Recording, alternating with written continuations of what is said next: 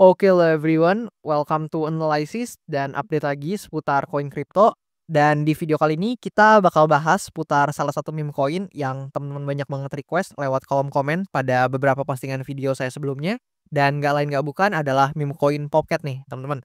Dan meskipun saya udah cukup sering bahas ya buat meme koin satu ini, tapi karena sesuai janji saya, kalau misalkan banyak teman-teman yang request dan banyak yang tertarik, bakalan saya bahas dan update lagi seputar koin atau token yang teman-teman banyak request tersebut. Dan ya, maka dari itu buat teman-teman nih yang mungkin pengen altcoin-nya atau koin atau token favoritnya saya analisa, mungkin teman-teman pengen tahu perspektif saya dan lain-lain, boleh banget teman-teman feel free tinggal komen aja di kolom komentar di bawah.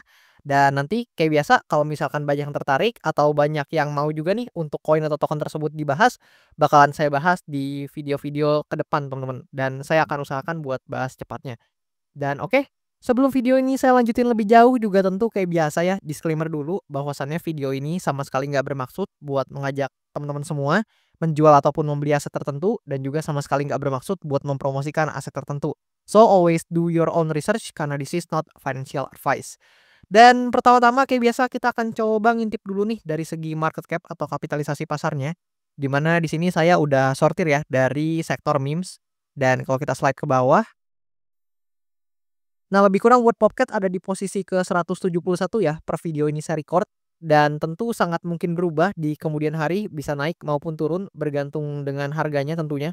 Dan di sini kalau misalkan kita coba lihat dari data open interest teman-teman, dalam 24 jam terakhir sebenarnya Popcat ada penurunan open interest sedikit yaitu di angka -2,32% dan kalau kita lihat by chart, sebenarnya Popcat ini, mungkin beberapa banyak teman-teman yang request karena ada rebound ya, yang cukup oke dari Popcat, yang mana kalau kita ukur dengan, fitur, ruler atau penggaris ini untuk mengukur persentase, di sini kita bisa ukur bahwasannya dari bottom ya ke topnya ini naik 80% lebih teman-teman. So congratulation dulu mungkin buat teman-teman yang dapat, reaction rebound-nya dari demand area ini, congratulation. Dan di sini ya, mungkin banyak teman-teman yang berpendapat bahwasannya Popcat back to the bullish and then lain-lain. Tapi di video kali ini saya akan coba kasih perspektif saya dan tentu sama sekali bukan saran finansial dan tentu saya sangat mungkin salah teman-teman.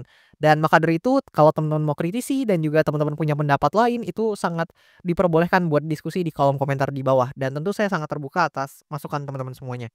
Nah, di sini, eee, sebenarnya kita harus realistis dulu ya kalau misalkan kita lihat secara outlook garis besarnya, kita kan bisa tahu nih, Popcat terus create yang namanya lower low, lower high, lower low, lower high, dan seterusnya. Which means berarti kita tahu nih Popcat ini ada dalam kondisi downtrend, teman-teman. Dan apakah, kenaikan yang ini itu udah membuat dia merubah, struktur pasarnya atau dia udah melakukan yang namanya market structure shift dengan pergerakan ini? Ya kalau dari POV saya sih teman-teman tentu jawabannya adalah belum. Kenapa? Karena kalau kalian notice sebenarnya ini saya, coba persimpel aja dengan line chart, kalian bisa lihat bahwasannya ini tuh kayak semacam dia membentuk, eee, lower high teman-teman. Jadi kalau kalian lihat ya di time frame yang mungkin lebih kecil dia pasti membentuk semacam, lower high yang kayak gini teman-teman dan ada potensi ya mungkin aja teman-teman, ini bisa terjadi.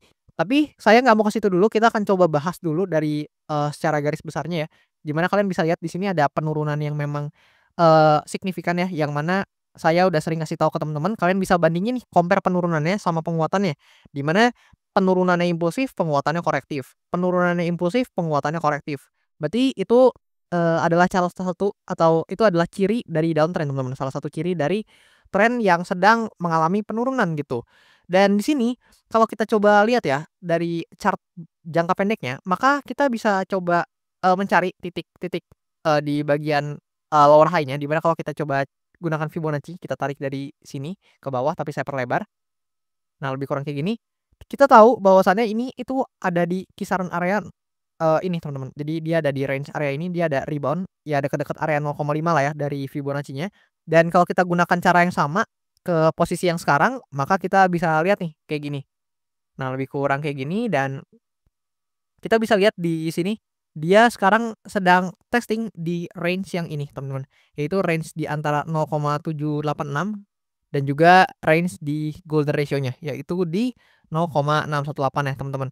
Dan let's see ya, apakah di sini dia akan terus menguat dan breakout dari, high point ya, yang di sini high point sebelumnya teman-teman, atau justru dia akan, ke-reject lagi ke bawah teman-teman.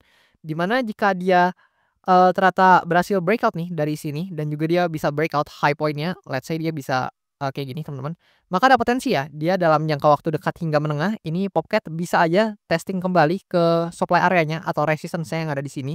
Yang mana kalau kita lihat kan resistance ini menahan banyak banget ya pergerakan Popcat yang kalian bisa lihat di belakang-belakang juga sempat ketahan teman-teman. Nah, di sini banyak banget sentuhan atau banyak banget diketuk untuk important area ini dan ini harusnya jadi resistance kita yang cukup major dan mungkin kalau misalkan Popcat ini bisa ya paling enggak konfirmasinya adalah Popcat ini bisa take over high point-nya yang di sini. Maka ada potensi ya buat Popcat ini bisa testing nih dalam jangka waktu dekat hingga menengah ke resistance-nya yang di atas ini. Namun sebaliknya kalau ternyata kita dapat rejection nih di kisaran ya kisaran area tadi ya yang saya kotakin, itu ada potensi justru dia jadinya ya lebih kurang kayak gini teman-teman. Di sini kalau kita coba, kasih gambar ya, malah dia ada potensi jadinya kayak gini teman-teman. Nah, di sini kalau kita coba mungkin rapiin sedikit, nah dia malah berpotensi ya buat, membuat pergerakan yang justru lower high, lower low teman-teman, atau pergerakan yang ya relatif turun lah ya kalau kita coba di sini kita ambil juga, nah lebih kurang kayak gitu dan kita coba presisiin ke bawah. Nah, di situ kayak lebih kurang dia malah menunjukkan kita pergerakan yang cukup, buruk ya atau pergerakan yang cukup negatif gitu. So, hopefully di sini dia ada pergerakan yang cukup oke untuk, price action-nya dan mungkin bisa menunjang untuk dia testing ke resistance-nya teman-teman. Jadi lebih kurang seperti itu untuk, posibilitas yang pertama dan juga untuk konfirmasinya. Namun sebaliknya ya kalau misalkan seperti yang tadi saya katakan ternyata ada rejection di, sini dan ternyata dia ke-reject ke bawah teman-teman, maka ada potensi dia buat ngunjungin lagi nih atau, retesting ke demand area-nya yang ada di sini. Yang mana tadinya demand area ini kan udah berhasil ya nahan pergerakan harga dari Pocket ini, yang mana kalau kita coba, lebih perluas buat chart-nya di sini kalian bisa lihat ini demand area ini menahan banyak pergerakan Pocket dan demand area ini sangat major ya, karena setelah Pocket ini sebelumnya di, Q1 pada bulan Maret lebih tepatnya di sini tahun 2024, ketika dia breakout dari area ini kita nggak pernah bermain di bawah area ini dan let's see apakah jika memang posibilitas kedua yang terjadi dan Popcat ini harus testing atau coba kembali lagi untuk koreksi ke demand area ini, apakah demand area ini akan bisa di-breakdown atau enggak teman-teman. Dan kalau demand area ini di-breakdown, I don't think ya Popcat ini secara price action menarik karena nantinya pasti secara bias pelaku pasar Popcat ini pasti akan cenderung, ke bias penjualan atau ke bias yang cukup bearish teman-teman. Dan itu untuk posibilitas kedua dan mungkin satu lagi ya, satu, hal yang teman-teman perlu notice adalah ini, yaitu stochastic RSI yang udah menunjukkan area overbought atau jenuh beli. Dan ya seperti yang kalian tahu secara teoritis jika memang stochastic RSI ini mulai slowing down mungkin aja akan diikuti oleh price action-nya. Tapi ya as always selalu saya ingetin ke teman-teman bahwasannya kita nggak bisa bergantung ke satu indikator aja dan ada kok teman-teman aset yang udah overbought terus namun, harganya tetap naik dan sebaliknya ada kok aset yang, secara stokastik RSI udah oversold terus tapi tetap turun teman-teman. Jadi, I think ya konfirmasinya adalah seperti yang tadi saya bisa katakan yaitu teman-teman, mungkin bisa notice di high point yang ini dan supply area di sini dan juga demand area nih yang ada di sini teman-teman, lebih kurang kayak gitu. Dan kalau teman-teman tanya jika Popcat ini bisa breakout dari supply area ini supply area ini atau resistance yang di sini targetnya kemana? Ya mungkin yang realistis teman-teman bisa marking juga resistance yang terdekat di atasnya, which means di kisaran harga ini atau di range ini, yang mana range ini juga menahan banyak banget pergerakan harga Popcat yang kalian bisa lihat di sini, dan mungkin ini bisa jadi resistance selanjutnya hanya jika Popcat ini berhasil breakout dari range, resistance atau supply area-nya yang di sini gitu, lebih kurang teman-teman dari POV saya. Dan di sini kalau misalkan kita coba lihat dari hal lainnya atau data lainnya, let's say kita lihat dari CoinGlass ini. Nah Popcat ini secara volume memang ada penguatan ya teman-teman dan di sini sebenarnya dari segi, liquidation ya dalam 24 jam terakhir Popcat ini banyak short position ya kayaknya yang terlikuidasi itu lebih kurang 366,51 ribu US dollar yang terlikuidasi dengan totalnya segini.